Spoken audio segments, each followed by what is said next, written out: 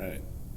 Coming to you live from the Sarasota Library, where hopefully we'll be doing some in-person meditation meetings here soon, assuming that the China virus does not come back and shut us all down again.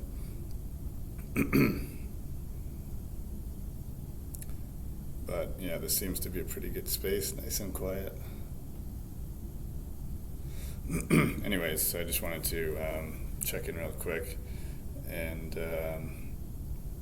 do a little bit of follow-up from what I had posted about why meditation sucks, why it is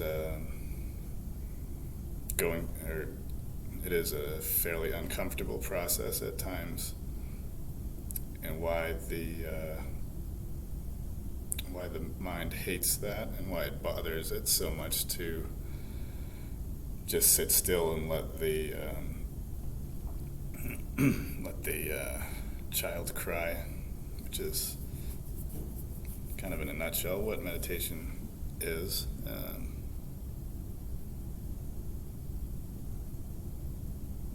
You have this momentum that's built into our mind concerning the ego and the default mode network, which is accustomed to working on autopilot, essentially. We're not really ever, unless you're exposed to meditation, you're not really ever exposed to the idea of just becoming an observer to thought and becoming a witness to the mind, as opposed to either indulging it or fighting it, and just following it, kind of following it wherever it goes, if you were to sit still and watch what's going on inside.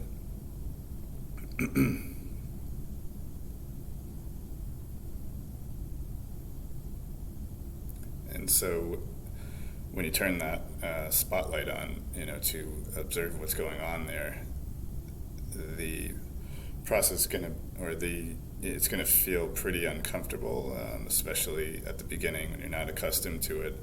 And I mean, you're probably not really even going to be able to do it at all. It's going to be, just the momentum of years of conditioning and neural programming and pathways being accustomed to a certain behavior where the thought comes up and you just, on autopilot, and you just dive right down that rabbit hole of whatever kind of thoughts you have. Some of them might be quick little things that pop up and go away that are just nonsense. Some things might be much more ingrained into your mind, something that's much closer to your holds much more sway or significance to your ego as far as who you are. Big identity constructs that are very stubborn and resistant, and Gary Weber does a lot of good work about this as far as the neuroscience side of this. And the more ingrained and attached you are to thoughts, the more repetitions you're going to need of having had the thought come up and not responding to it during meditation. Something that's kind of mundane or not that significant to you might just come up and go, and then you've kind of cleared that one out. But something more with a heavier kind of attachment to it is going to take a few times, if not more, to shut off that neural pathway in your brain, which is on the most basic level is what's going on here. You're having neurons firing that are used to being received in the default mode network, and it's literally energy in your brain that's lighting up. as I've shown in the pictures in the book, when this process is active. So when a particular thought or concept gets fired and you're swirling around in that rabbit hole of whatever kind of anxiety, or it could be pleasurable, doesn't really matter, but when you're in that in that rabbit hole, that energy is being, that momentum is being increased. And so every time you take hold of the thought as opposed to refusing it, you're strengthening that neural pathway. You're increasing the likelihood that it will come back again. You're decreasing the likelihood that you will be able to refuse it the next time. So it is very similar to an addiction or a drug addiction, that kind of thing. So this is a meticulous and exhausting process of just going moment by moment and allowing this machine to, the residual machine of what you've got stored in your mind, allowing it to fire without having any, without picking it up, so to speak. And that is the difficulty, that is the suckiness of the whole thing, because your mind is firing this temptation at you, essentially, that you're so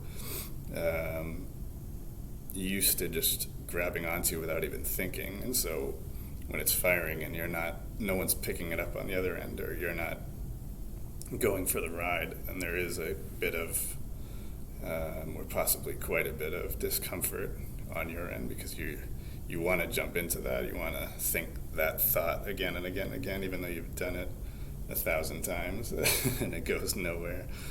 And so that switch and that change of behavior has quite a lot of resistance to it during meditation.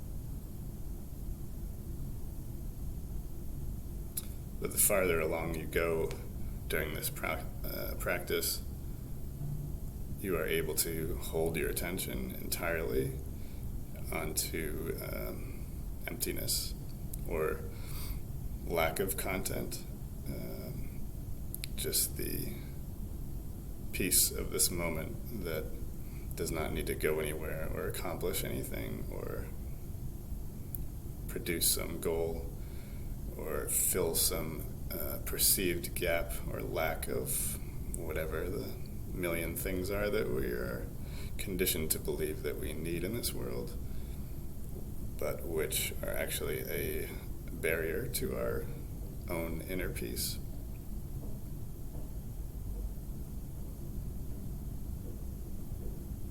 And that happens because of the practice of meditation and the gradual dissolving of all of that residual garbage, the mud that's floating around in the mind. The Lao Tzu quote that I've put many times is as accurate as anything you need to know, and it applies perfectly to the scientific side of this as well. There's people throwing stuff off the roof over here.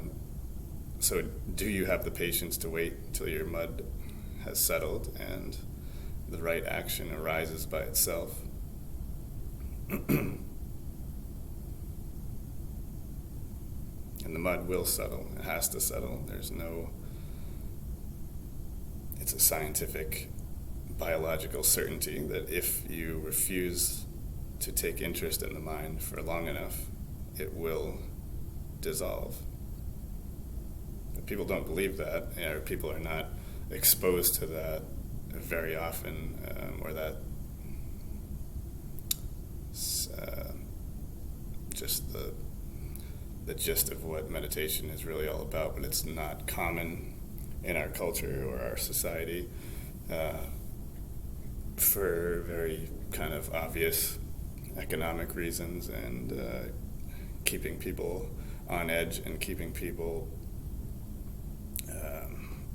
dissatisfied or feeling like they're not enough or that something is wrong is highly profitable. It's the basis for the advertising industry, essentially. But it's time to move on from that old paradigm that we have, which has brought us to the precipice that we are currently moving through.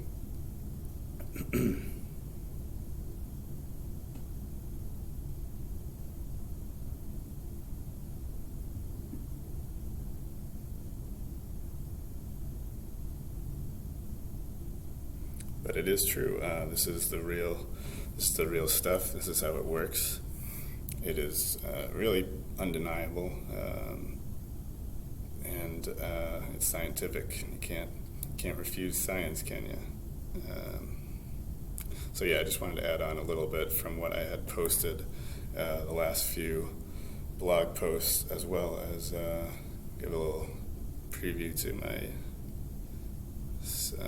quasi-office space, I guess. Let's see, what else do I have?